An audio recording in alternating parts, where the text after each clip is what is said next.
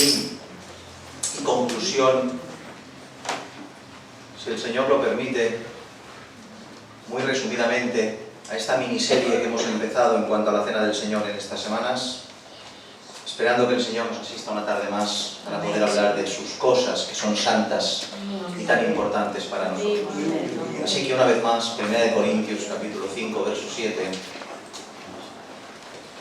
1 Corintios capítulo 5, verso 7. Y dice la palabra del Señor así: Limpiaos pues de la vieja levadura, para que seáis nueva masa sin levadura como sois. Porque nuestra Pascua, que es Cristo, ya fue sacrificada por nosotros. Amén. Amén a su bendita palabra. Amén.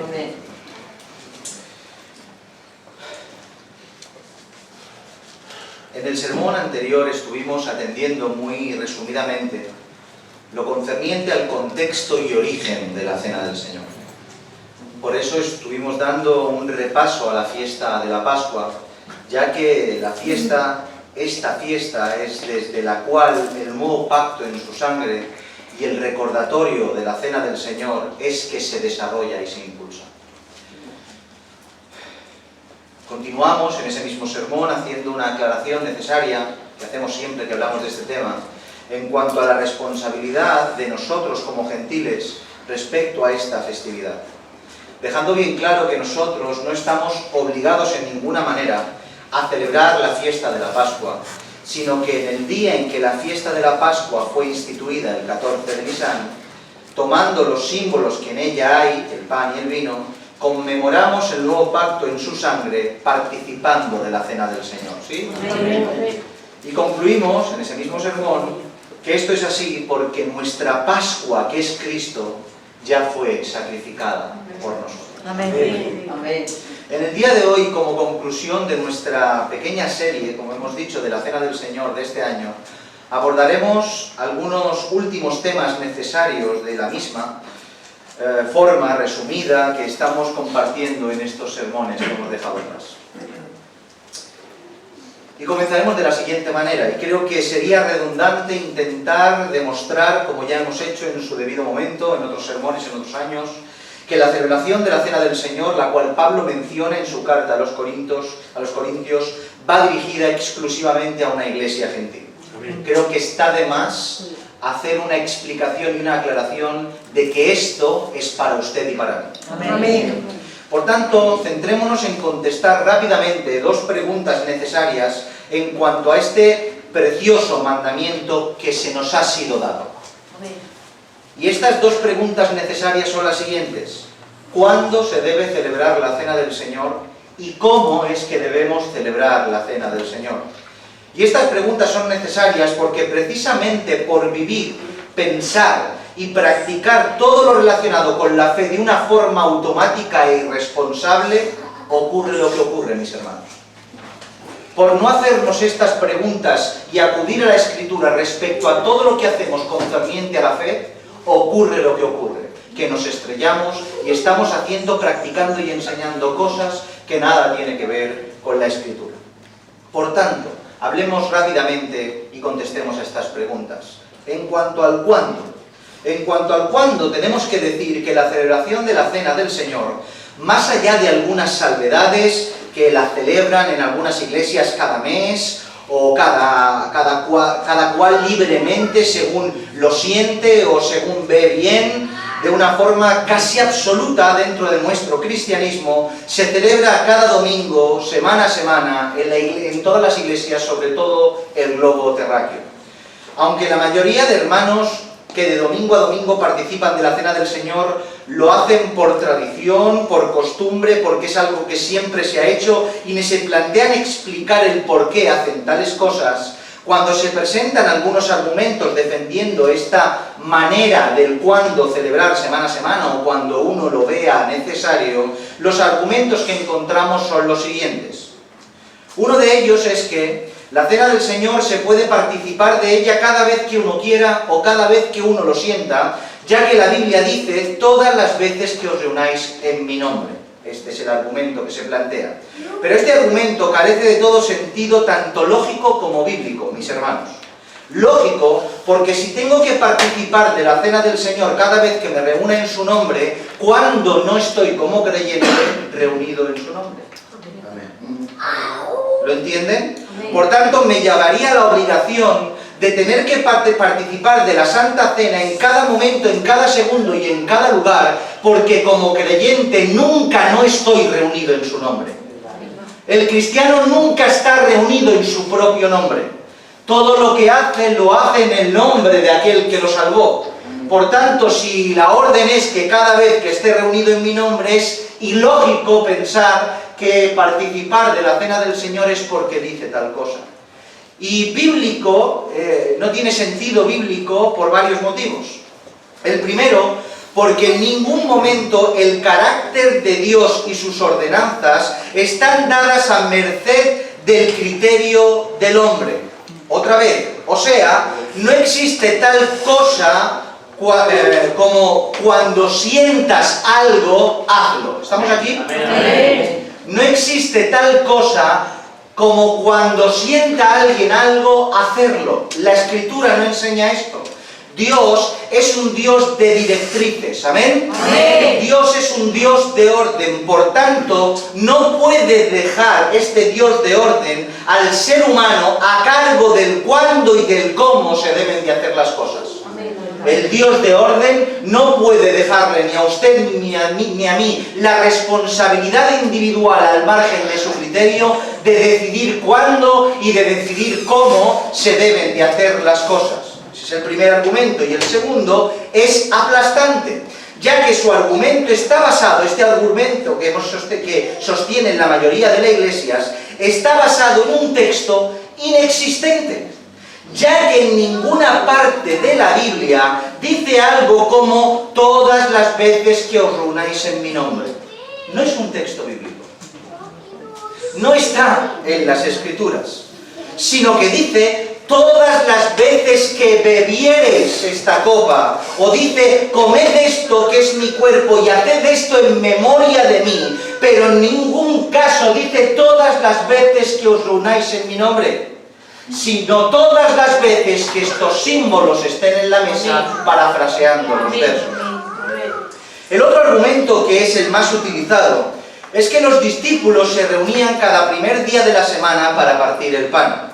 Dice la Escritura en Hechos capítulo 20, verso 7. El primer día de la semana, reunidos los discípulos para partir el pan, Pablo les enseñaba, etcétera, etcétera. En cuanto a esto, nadie puede negar que los discípulos el domingo, el primer día de la semana, en un contexto bíblico, se reunían y partían el pan. Nadie lo podía negar. El domingo la iglesia se reunía, ya que es algo que está escrito. Pero de esta verdad que nadie puede ignorar ni desmentir, ¿verdaderamente se refiere a este partimiento del pan, a la participación de la Santa Cena? Cuando acudes al contexto histórico de lo que ahí celebraban, no era la práctica de la Cena del Señor, sino para que me entiendan, el ágape habitual, la comida que tenían los hermanos después de la finalización de cada día de reposo, de la finalización del Shabbat. Es una evidencia bíblica que el apóstol Pablo se reunía de día de reposo en día de reposo para compartir las Escrituras y hacer culto al Señor. Está escrito, no me lo invento yo. Todos sabemos que el día de reposo comienza el viernes al caer el sol y termina el sábado al caer el sol. Por tanto, en los tiempos bíblicos, el sábado en la tarde era domingo. No se me pierdan. Así pues, después de la finalización de cada Shabbat, de cada día de reposo, compartían el pan todos reunidos, pero en ningún caso este partir el pan se refiere a la celebración de la Santa Cena. Ni siquiera necesariamente se refiere al domingo en la mañana, que quizá pudieran estar reunidos, sino a esa comida que tenían después de la culminación del día de reposo, todos reunidos, compartiendo ese pan. Y tenemos el texto ese famoso que Pablo se extendió, cayó Eutico, fue, lo resucitó, subió, partieron el pan, siguió predicando y al día siguiente, el primer día de la semana, salió corriendo porque tenía que salir de ese lugar. Mis hermanos, ya queda claro, ya ha quedado demostrado Y no es ningún secreto que el cristianismo a lo largo de la historia, impulsado por motivaciones no espirituales sino carnales, adaptó e implementó prácticas que nada tienen que ver con lo escrito. Una de ellas es la instauración del domingo como el día de reposo, o mal llamado por la mayoría, Día del Señor, en sustitución al Shabbat. No está escrito por ningún sitio.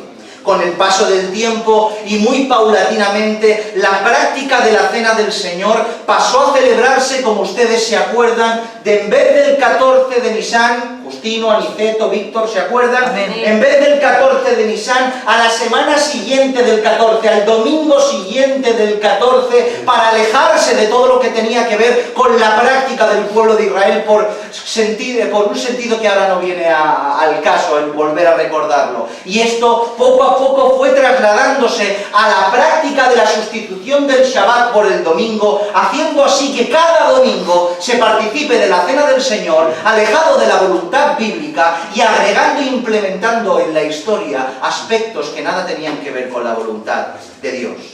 Mis hermanos, con el paso del tiempo esto ocurrió y Dios no aprueba tales conductas. ¿No lo creen? Amén. Dios no aprueba tales conductas. Mis hermanos, tenemos que entender que a Dios le importa el cuándo y el cómo uno tiene que ser adorado.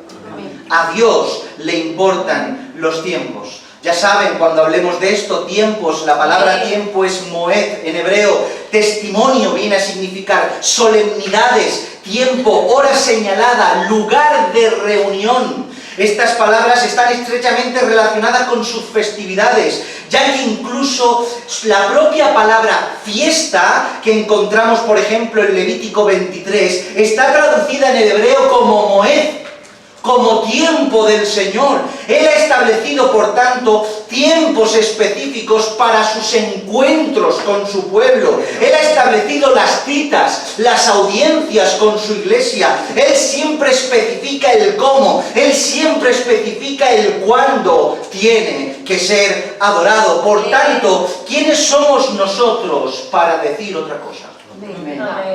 ¿Quiénes somos nosotros para decir lo contrario? Así pues, si vemos en las Escrituras cosas tan relevantes como que Jesús instituyó dicha fiesta la noche que fue entregado, que fue el 14 de Nisan, la fiesta de la Pascua, y si Él establece que cada vez que se reúnan en esa mesa con ese pan y con ese vino específico lo recuerden, si es lo que hicieron y enseñaron los apóstoles por todo lugar, y para rematar es lo que Pablo enseñó sin ninguna duda a las iglesias de todo Asia, a las iglesias gentiles, ya que nos muestra una cena, ya que nos muestra los símbolos, ya que habla de levadura, ya que habla de Pascua, ya que habla de fiesta. Celebrar la Cena del Señor cada domingo con esta información, después de encontrar tales evidencias, es simplemente evidenciar la terquedad que tenemos muchos de nosotros, y es evidenciar el poder de la herencia religiosa en nuestros corazones. Amén. Porque esto no es especulación teológica, esto es Biblia, mis hermanos. Y contra la Biblia no podemos ir. En cuanto al cómo, una vez aclarado el cuándo, atendamos brevemente el cómo es que debemos celebrar la Cena del Señor. Respecto a los elementos necesarios que debe tener dicha conmemoración, podríamos mencionar dos que no pueden faltar. El primero es que debe haber una cena. ¿Qué cosas, El primer recordatorio que nos enseñan las Escrituras y el primer elemento que tiene que estar en la celebración de la Cena del Señor es el que en ningún lugar está. Porque la Escritura dice que tiene que ser una cena. Y creo que negar tal evidencia es negar lo que la Escritura explícitamente enseña. No solo porque se llama ¿cómo? ¿Cómo? La Cena del Señor. O porque los símbolos se toman después de ¿qué? Después de haber cenado. Sino porque todo el contexto de 1 de Corintios 11 de Pablo a una iglesia gentil, sin circuncidar, está en un contexto de una cena. que se adelantaban a cenar, nos compartían, hacían acepción de personas. Hay cena por todos los lugares. Primero la cena, tiene que estar. Segundo, como no, los símbolos. Todos sabemos que el cenit de la fiesta es la participación en congregación del pan y del vino. Y sin dichos símbolos no tiene lugar ninguna conmemoración, ya que estos vienen a traer a la memoria tanto su cuerpo partido por nosotros, como su sangre derramada por nuestros pecados. Por tanto, el pan y el vino son símbolos necesarios que no pueden estar fuera de la participación de la cena del Señor. Y precisamente esto es lo mismo que hacemos cada año en esta celebración. Y esto mismo es lo que apunta a esta cena y lo que apuntan estos símbolos, porque todo tiene un significado y un porqué del cómo lo hacemos y para qué lo hacemos, porque no hacemos otra cosa que recordar a nuestro Señor Jesús. Amén. A Él lo recordamos en este día. Amén. Primera de Corintios capítulo 11, verso 23 y 25. Y habiendo dado gracias, lo partió y dijo: tomad, comed, esto es mi cuerpo que por vosotros es partido. Y noten, dice, haced esto. Ahora te da el significado y el porqué de la cena, el significado y el porqué de los símbolos, el significado y el porqué de todo. Dice, haced esto en memoria de mí. Amén. Haced esto en memoria de mí. Esta expresión resume la esencialidad de la ordenanza, resume la esencia y la base de la cena del Señor. Recordar al Señor. Amén. En memoria de Él. La palabra memoria viene a significar imagen o conjunto de imágenes de hechos y situaciones pasados que quedan en la mente. O sea, la capacidad de recordar ciertos sucesos, en este caso con nuestro Señor Jesucristo. La palabra griego para memoria viene a significar recolección de recuerdos. Y en hebreo, en Éxodo capítulo 12, lo podemos encontrar esta palabra memoria, y viene a significar, noten, conmemoración, conmemorativo, recuerdo. Todo esto viene a significar memoria. Por tanto, el mandamiento base de la cena del Señor, mis hermanos, es recordarle. Si vienes a la mesa sin Cristo en tu cabeza, la mesa no le honra. Amén. Porque el efecto y el porqué y el motivo de todo es Cristo. Amén.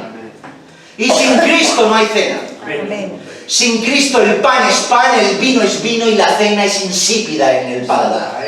Cristo le da sabor a todo. Amén. Amén. ¿Y qué recordamos?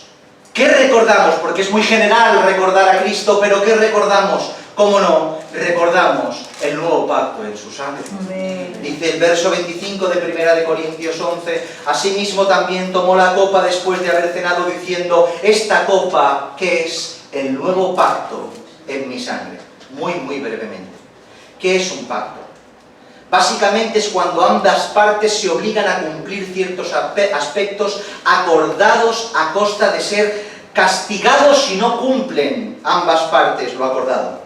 Pero la particularidad de este pacto es que está en la categoría de pacto incondicional. No tiene condición para que se reciban los beneficios. O sea, que no está sujeta a la responsabilidad de ningún hombre en cuanto al nuevo pacto. Menos mal. Amén. Menos mal que él pactó consigo mismo. Menos mal. El origen de dicho pacto lo encontramos en la promesa que Dios le hizo a Abraham incondicionalmente. ¿Se acuerdan de todo esto? Entre otras cosas, que le dijo, serás bendito, serás bendición, engrandece tu nombre, quien te bendijere te le bendeciré, y quien te maldijere lo maldeciré. Dice algo brutalmente maravilloso y significativo. Dice, serán benditas en ti todas las familias de la tierra. Haciendo un análisis y señalando directamente que desde sus lomos nacería el Mesías prometido, nuestro Señor Jesucristo, el cual redimiría a Israel y redimiría al mundo, bendiciendo a todas las familias que en él estuvieran. Amén. Por tanto, el resto de pactos que le siguen, incluidos los condicionales, como bien puede ser el pacto mosaico, están sujetos a este primer pacto que Dios hizo con Abraham, pero sujeto no a Abraham ni al hombre, sino a la fidelidad de Dios. Y es por eso que en un momento determinado del tiempo, Dios tomó al profeta Jeremías y le reveló aquello que tenía que venir y que a su vez estaba conectado con el primer pacto que Dios hizo con Abraham, enfatizando el nuevo pacto que al final vendría con Cristo. Y de ahí leemos en Jeremías capítulo 31, verso 31 en adelante. He aquí vienen días, gloriosos días. He aquí vienen días, dice el Señor, en los cuales haré nuevo pacto con la casa de Israel y con la casa de Judá, no como el pacto que hice con sus padres el día que tomé su mano para sacarlos de la tierra de Egipto, porque ellos invalidaron mi pacto, aunque fui yo un marido para ellos, dice el Señor. Pero este es el pacto que haré con la casa de Israel después de aquellos días, dice el Señor. Daré mi ley en su mente y la escribiré en su corazón, y yo seré a ellos por Dios, y ellos me serán por pueblo, y no enseñarán más ninguno a su prójimo, ni ninguno a su hermano, diciendo: conoce al Señor, porque todos me conocerán, desde el más pequeño de ellos hasta el más grande, dice el Señor, porque perdonaré la maldad de ellos, y no me acordaré más de su pecado, así ha dicho el Señor, que da el sol para luz del día, las leyes de la luna y de las estrellas para la luz de la noche, que parte el mar y braman sus ondas, el Señor de los ejércitos es su nombre. Si faltaren estas leyes delante de mí, dice el Señor, también la descendencia de Israel faltará, para no ser nación delante de mí eternamente. Amén.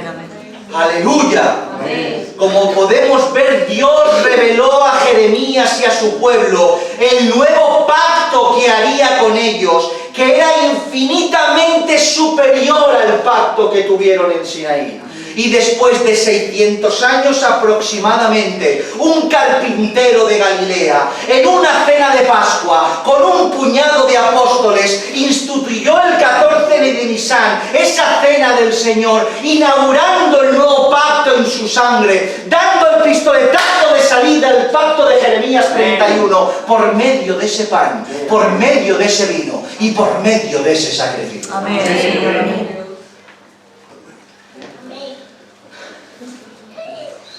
Por tanto, tanto el pueblo de Israel como dice Jeremías, la casa de Israel y la casa de Judá son beneficiarios de ese nuevo pacto. Pero como dice Pablo en la carta de los Efesios, todos nosotros que estábamos sin pueblo, sin Dios, sin promesas, sin pactos y sin nada, venimos a formar partes y ser herederos de dicho pacto por medio de los méritos de nuestro Señor Jesucristo. A Él sea la gloria. Amén.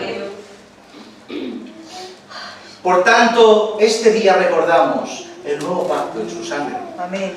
Y es imposible recordar el nuevo pacto sin recordar que usted y yo fuimos redimidos. Amén. Como ya estudiamos, la liberación de Israel de Egipto fue algo más que una liberación meramente física, sino una liberación espiritual. El Señor no solo sacó su cuerpo de la esclavitud, sino liberó su alma de la tiniebla del pecado de Egipto. Amén.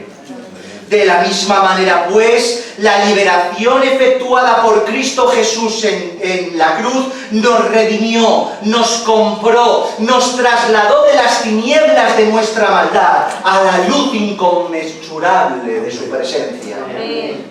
Por tanto, en ese día en que te sientes en esa mesa, recordarás que fuiste redimido, recordarás que antes eras esclavo y ahora has sido hecho libre. Amén. Libre del pecado, libre de ti mismo, libre de la muerte. Amén. Salimos de la esclavitud del yo para ser esclavos de otro. Amén. Y qué esclavitud más agradable. Que gloria tenga su nombre. Recordamos, cómo no, tanto sus padecimientos como su muerte, porque la redención y el nuevo pacto no fue gratis. No lo hizo desde el cielo, que lo podía hacer, sino que el Verbo se hizo carne y murió y padeció por usted y por mí. Por eso, en los símbolos, recordamos que su cuerpo fue molido por nuestros pecados y su sangre derramada a causa de nuestras transgresiones, las cuales la llevaron a la muerte. Y esa muerte deberíamos traerla a nuestra memoria de una manera continua y absoluta en el día de la cena. Lo dice 1 Corintios capítulo 11, verso 26. Así pues, todas las veces que comieseis este pan y bebieseis esta copa, que la muerte del Señor anunciaréis. Redención, pero muerte. El pago, la redención, no te olvides, no fue con un chasquido de los dedos, sino a precio de muerte, mis hermanos. La muerte del Señor es algo que debemos tener bien presente en estos días, ya que la redención que acabamos de explicar se hacen efectivas por causa de que el Cordero fue inmolado en la cruz. La cruz es el objeto que lo hizo posible, y la entrega voluntaria de su vida y su espíritu hizo posible nuestra redención. Dios mío. Gloria al Señor. Por tanto, en la cena del Señor anunciamos, proclamamos que Él padeció por nosotros hasta el extremo de la muerte como sacrificio expiatorio. Sí, Señor. ¿Hasta aquí estamos bien, mis Amén. hermanos? Gloria a Dios.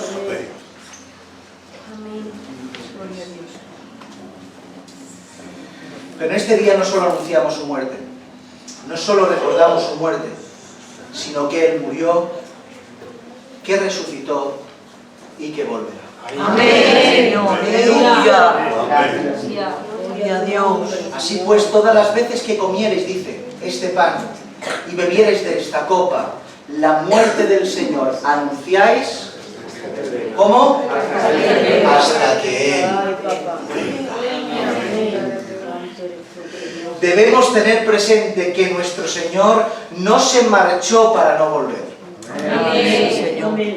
Se marchó para preparar una casa para ti.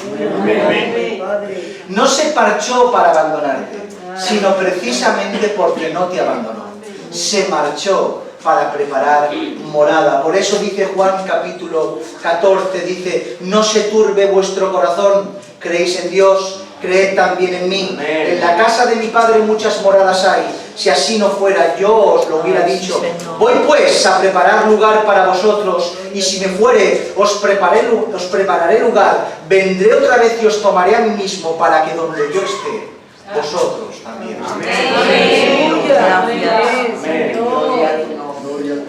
Por tanto, la expectativa de su regreso debe estar presente en este especial recordatorio de la cena del Señor. Porque es cierto que Él murió, es cierto que Él resucitó, pero también es cierto que Él regresará. Por eso, la cena del Señor es un cúmulo de sentimientos encontrados. Un compungimiento y desazón por tu pecado, porque tu pecado lo llevó a la cruz. Una alegría por ser redimido, y una mayor alegría porque el que te redimió volverá. Amén. Es imposible no sentir cuando se parte el paquete. Porque todas las conexiones son infinitamente elevadas, que traen a Cristo a la silla. Amén. Traen a Cristo a tu silla, a tu mesa. Perdonen, nosotros nos sentamos en la suya. Amén.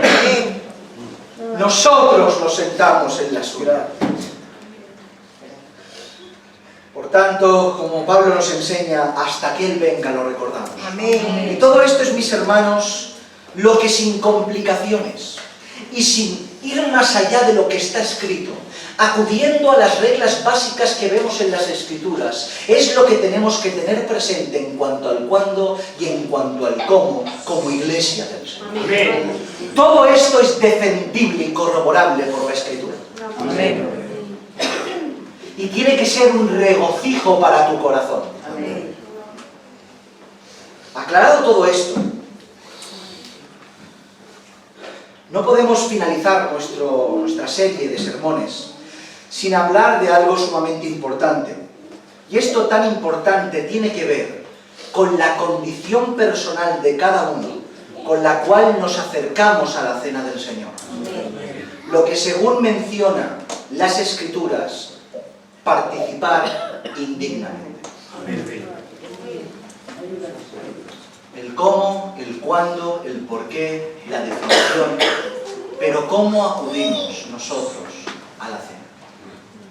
Dice el 27, de manera que cualquiera que comiere este pan y bebiere esta copa del Señor indignamente, será culpable del cuerpo y de la sangre del Señor. Yo no sé lo que le entra a usted por el cuerpo cuando leemos este texto, pero a mí me hace estremecer. Si participo indignamente, seré culpable del cuerpo y la sangre del Señor. Creo que ningún cristiano genuino y serio en el Señor frivolizaría con la importancia de la cena del Señor, ignorando así su santidad y la reverencia que uno necesita para acercarse a participar de dichos símbolos. Una de las maneras de cuantificar la importancia de algo, esto lo hemos dicho y hemos explicado muchas veces en muchos contextos diferentes, pero es válido. Una de las maneras de cuantificar la importancia de algo es observar las consecuencias que uno sufre al hacerlo de una manera inapropiada. ¿Por qué sabemos que la salud es importante? Lo más importante, ¿por qué?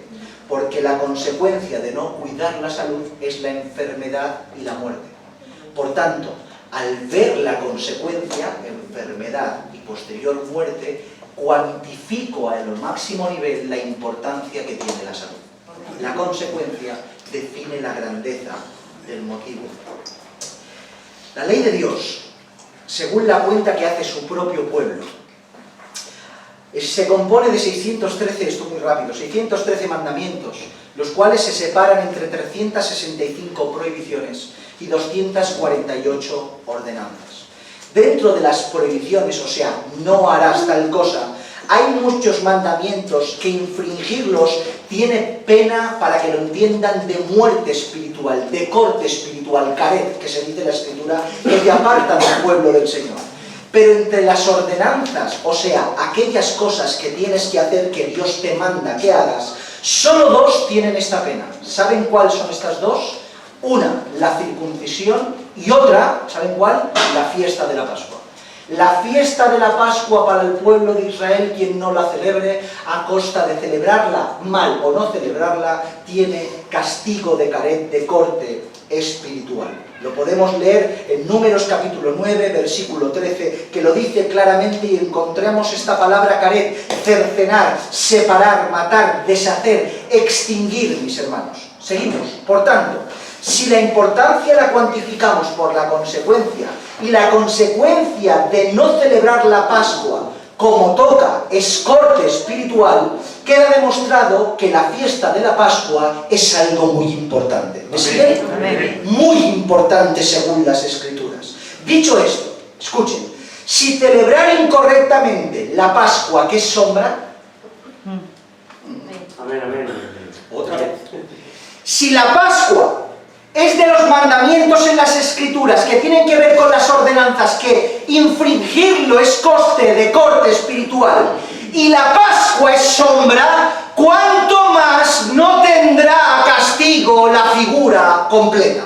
Amén, Señor. Si infringir la sombra es corte, ¿cuánto más será infringir la Pascua, no, la cena del Señor, el nuevo pacto en su sangre, que tiene relación con Cristo en cuanto a participar indignamente de la Santa Cena? ¿Cuánto, mis hermanos?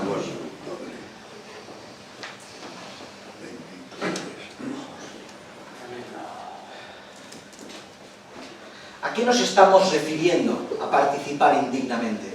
Una vez ya hemos establecido la importancia de no acercarse a la cena del Señor con un corazón apropiado.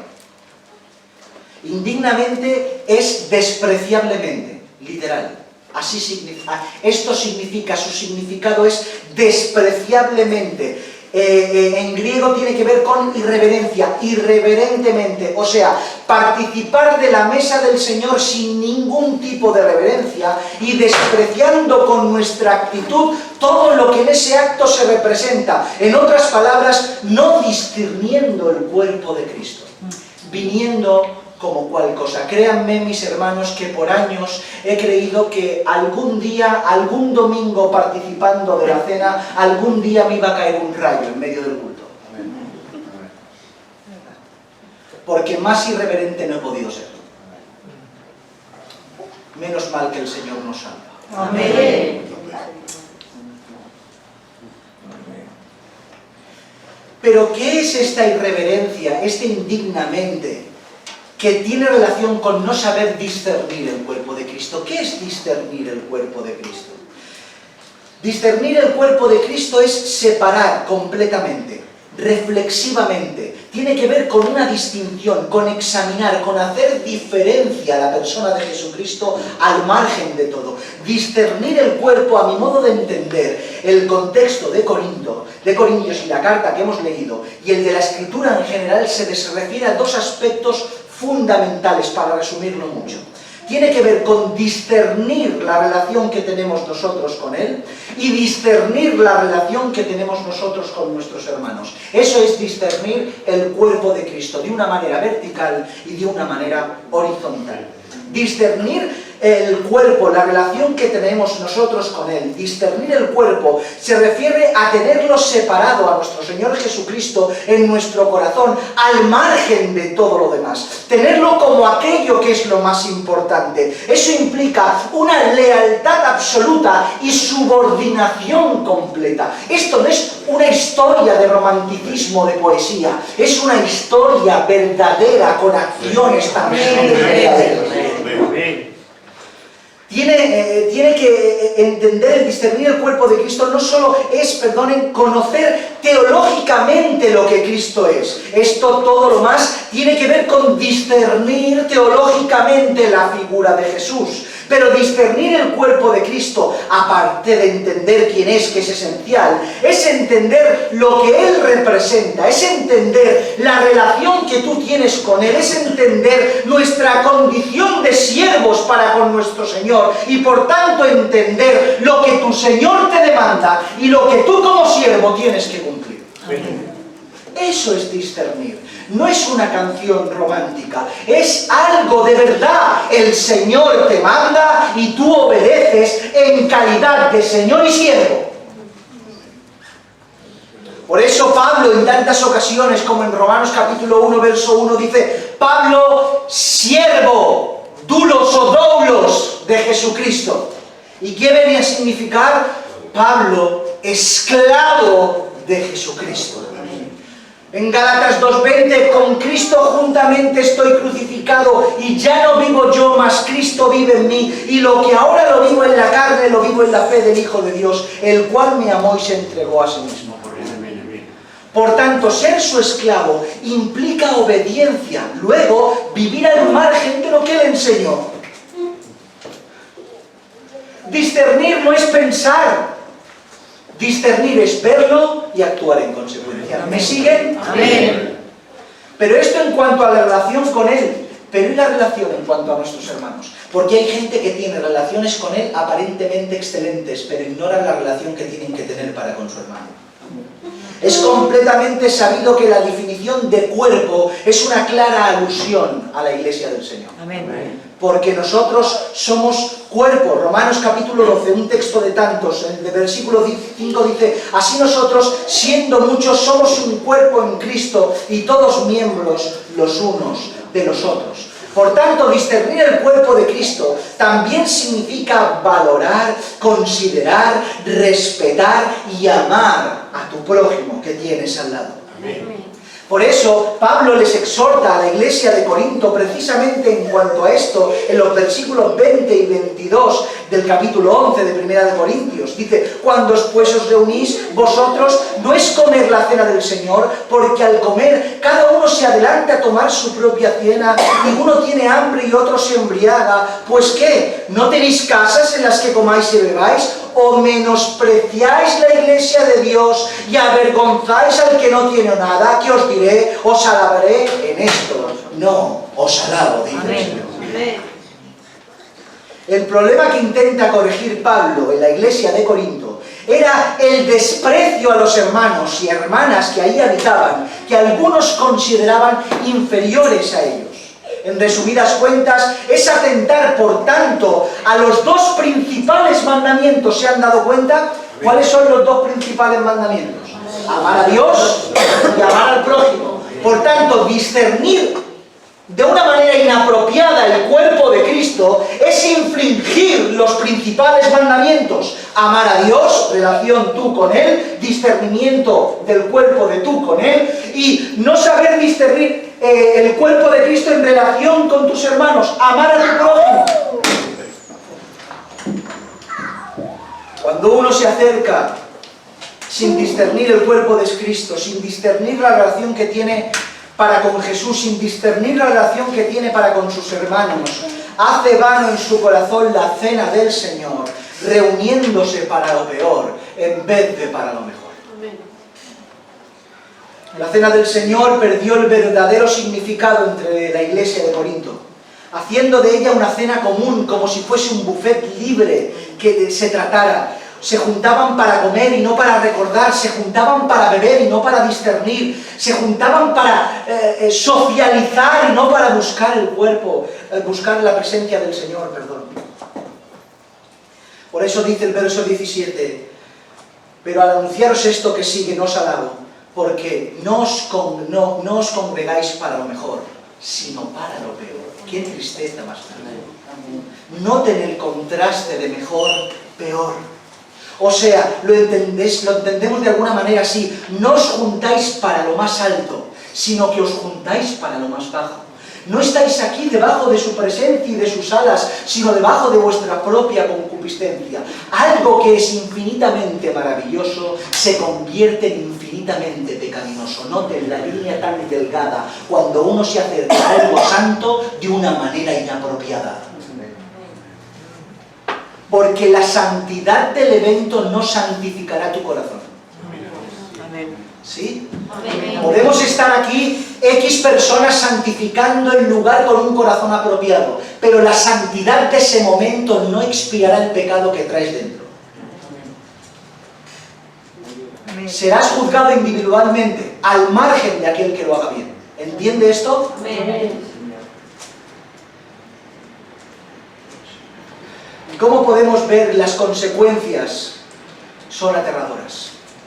Porque el que come y bebe indignamente sin discernir el cuerpo del Señor, juicio y come y bebe para sí, por lo cual hay muchos enfermos y debilitados entre vosotros, y muchos duermen. Dios juzga los actos e intenciones del hombre en relación a cómo se acerca a esta cena. En base a lo que se encuentra en su corazón, así juzga. Así castiga en consecuencia, porque tenemos un Dios que ama y en consecuencia un Dios que juzga. Amén. ¿Y cómo lo hace? Ya lo hemos explicado muchas veces, simplemente enunciarlo para que esté en el aire. Algunos se quedan enfermos, otros debilitados y otros duermen. Sí, mis hermanos, no nos sorprenda, el Dios de la gracia es el Dios que castiga. Porque su santidad tiene necesariamente implícita en sus obras castigar cuando se atenta ante ella. Porque Dios es santo. Amén. Por eso mismo, mis hermanos, recta final. En última instancia diré que por favor examinémonos para ver cómo está nuestro corazón en relación para con Dios y en relación para con nuestro prójimo, para acercarnos a la mesa como es debido. Amén. Mis hermanos, obviamente en ciertas ocasiones los líderes de la congregación, los pastores, tenemos que poner restricciones a aquellos que pueden acercarse a la cena del Señor de una manera inapropiada y tenemos que advertir, alertar y parar a algunas personas para el bien de su propia alma y para el bien de la propia santidad de su iglesia y de nuestro Señor. Pero Dios en su infinita sabiduría nos ha dejado a su propio pueblo, no nos ha dejado exentos de esta responsabilidad en cuanto el acercarnos o no acercarnos a la cena del Señor. Por eso las Escrituras nos dicen lo siguiente en cuanto a quién puede y quién no puede participar de la cena. Verso 28 al 31 dice, o 28 y 31 dicen, por tanto, pruébese cada uno a sí mismo y coma así del pan y beba de la copa. Y el verso 31 dice, si pues nos examinásemos a nosotros mismos, no seríamos juzgados. ¿Notan? En ambos versos se refiere a lo mismo, autoexaminarse, probarse, mirarse para adentro. significa, de una manera sencilla, hacer un autoanálisis de cómo está tu condición en cuanto a tus pecados no confesados y rectificados para acercarse dignamente a la cena del Señor.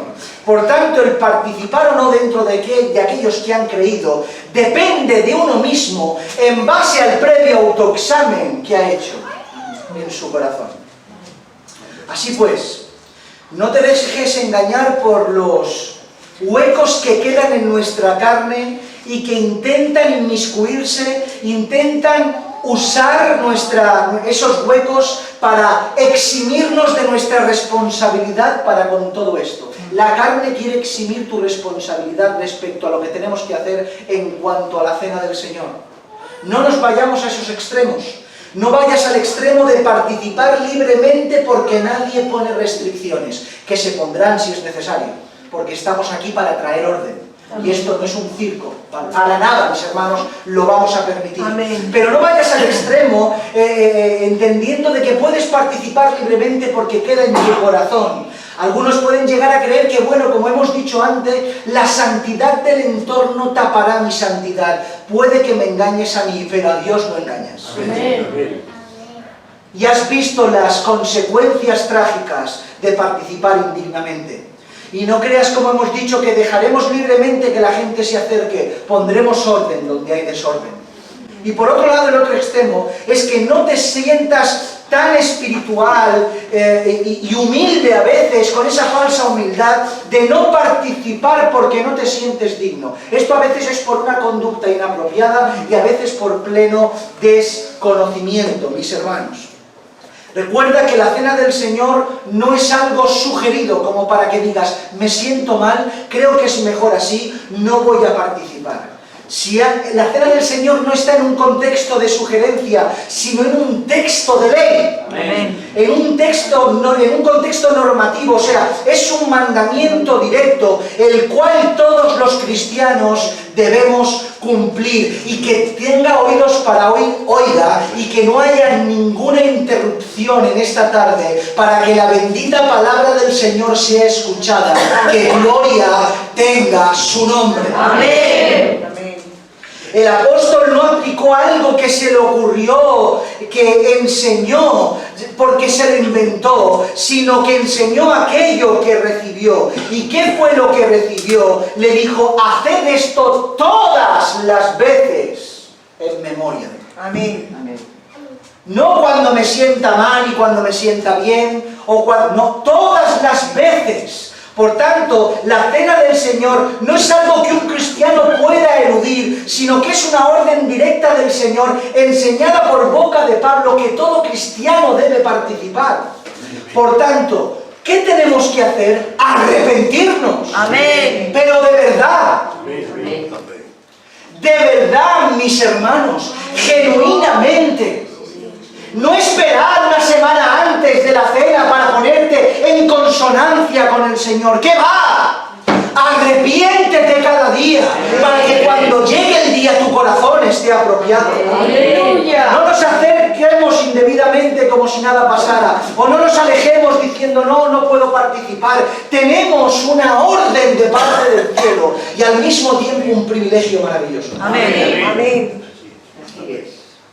Participar la Santa Cena. Amén.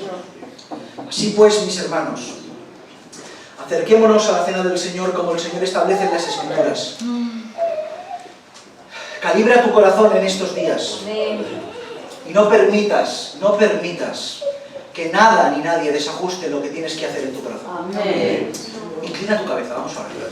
Gloria a tu nombre.